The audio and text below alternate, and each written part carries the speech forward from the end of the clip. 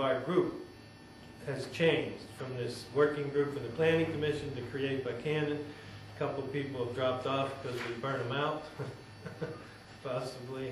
You know, they've done their time, so to speak, and we brought in some other people who have come on. And you know, we're still in the process of trying to broaden our base and create, you know, reach out to more people in the community and have chat and choose, which I saw Holly has written down on here, and talking with Tom McChesney in Huntington. I've met with him a couple of times, and you know, they have a great structure and a format, and they're accomplishing great things. And one of the most interesting things that Tom told me was in their chat and choose, there's no negativity.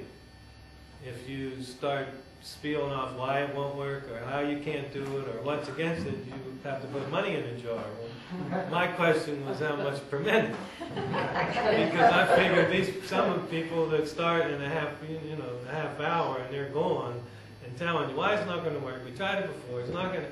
I mean, that's the easiest approach to anything. It's easy to tell you why it's not going to work, but you know, back to what's happening, what you can do about it, and in a positive, like what are solutions, what are different, approaches, so. And I think you can find things that this group can do without necessarily a plan, just to enhance your community. I mean, there's signs, and we've looked at benches, in our very limited walk in downtown.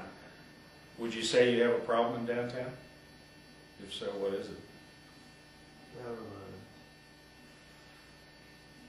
Power lines? Yeah. They're in the front of the building? They're in the front of the building. Somewhere along the line, we got to move back. They're still go across the main street, but they don't go.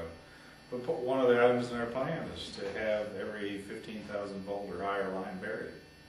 You know, whether it's going to happen, I don't know. But you know, you start to look around at communities that have gone to the effort to bury the power lines. It makes it much more attractive. It's not cheap, but if you can, put that goal out there, that really would be nice.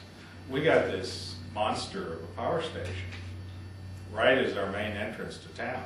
I mean, it used to be the old entrance, so nobody worried about it. Now it's the main entrance. But you know, we had a piece of property on the corner of downtown that they paid $1.6 million for, just to get the property, because they tore down all the buildings around. Somebody might be willing to pay, because this is such a prime piece of real estate, might be willing to pay the $1.5 million, $2 million to relocate that power plant, should they be able to get the property. So that may not be so unrealistic to think that maybe someday we'll get rid of that mess and get rid of all the overhead power lines that feed into it and move it back someplace that's out of the way. So, some things are a little easy to accomplish. I was mentioning to somebody before, we got